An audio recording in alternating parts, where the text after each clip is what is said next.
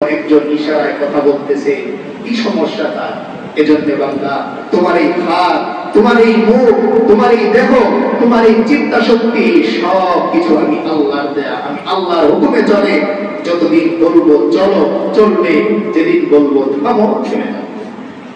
তো কিসের বড়াই আমি করি?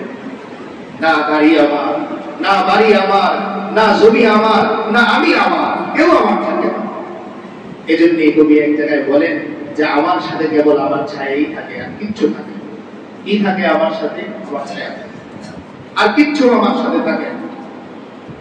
আল্লাহ রাসূল সাল্লাল্লাহু আলাইহি ওয়াসাল্লাম এক হাদিসে বলেন, ইয়াকুলু ইবনু আদম লি লি, বনি আদম খালি বলে আমার আমার আমার, অথচ বনি আদমের মাত্র তিনটা জিনিস। কয়টা জিনিস?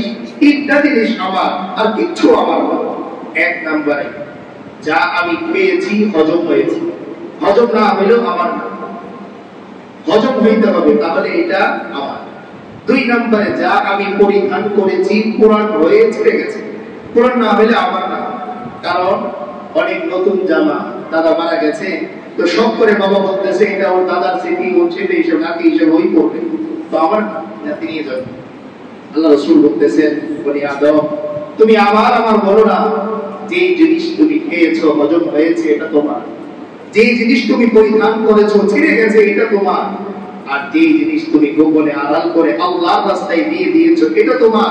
এছাড়া তুমি তোমার চোখ দিয়ে যা কিছু দেখো এই কিচ্ছু তোমার। যদি এই সব কিছু তোমার থাকতো তাহলে তোমার ঘরের আগে কবরে এসি লাগানো হতো। অথচ বাবা মারা যাওয়ার পরে টাকা যখন বন্টন হয়ে গেল, এক সপ্তাহ পরে বড় ছেলে এসি নিয়ে আসছে। বাবার কবরে এসি আছে? আল্লাহ ওই সময় বান্দাকে ফেরেশতা দিয়ে নিউজ পাঠান যে আমার বান্দাকে চেয়ে বলো, বারবার যে আমি কোরআনে বলেছিলাম তোমার সন্তান তোমাকে চিনবে না, বলে যাবে, এখন গিয়ে বলো যে বাড়িতে এসিটা আজকে নিয়ে গেল। ফেরেশতা গিয়ে নিউজ দেয় যে তোমার ছেলে এসি কিনেছে। এজন্য আল্লাহ রাসূল সাল্লাল্লাহু আলাইহি ওয়াসাল্লাম পরিবারের মায়া ত্যাগ করে, নিজের জীবনের মায়া ত্যাগ করে বারবার উম্মতকে এটাই বোঝাতে চেয়েছেন, তোমার এই জীবনটা স্বার্থপর মানুষ দিয়ে ভরা, তোমার এই জীবনটা স্বার্থপর মানুষ দিয়ে ভরা। যাদের জন্য তুমি তোমার জীবন শেষ করে দিচ্ছ, এই মানুষগুলোই তোমাকে সবার আগে বলে যাবে। দেখবেন অনেক সময় এরকম হয়, দূরের একজন মানুষ আপনার বাবার কথা জিজ্ঞেস করে, আপনার মাথায় 2 বছর পরে হঠাৎ করে জিজ্ঞেস করতেছে আপনার আব্বার কি খবর? আব্বা তো মারা গেছে 2 বছর আগে, আপনার মাথায় ছিল। দূরের একজন মানুষ 2 বছর পরে খবর দিচ্ছে। যত বেশি কাছে তত আগে হয়ে যায়। দেখবেন মারা যাওয়ার পরেই কত প্ল্যান মাথার মধ্যে থাকে যে বাবা মারা গেছেন, বাবার কবরটা বাছাই করবো, এলাকার সমস্ত মানুষকে নিয়ে দোয়া করব, প্রতি মাসে একটা করে প্রোগ্রাম করব, প্রতি বছর একটা বিশাল মাহফিল দেব বাবার দোয়ার জন্য।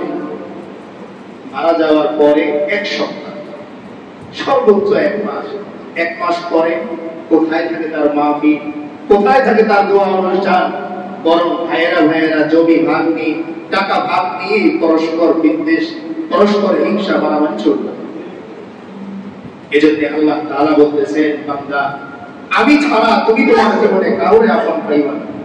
কবরে যাও, এরপর তাকিয়ে দেখো উপরে কেবল মাটি, ডানে তাকাও দেখবা শুধু মাটি, বামে তাকাও দেখবা শুধু মাটি, নিচে তাকাও দেখবা শুধু মাটি। আর তোমার ছেলে উপরে তাকালে এসি, নিচে এসির বাতাস, ডানে ঠান্ডা বাতাস।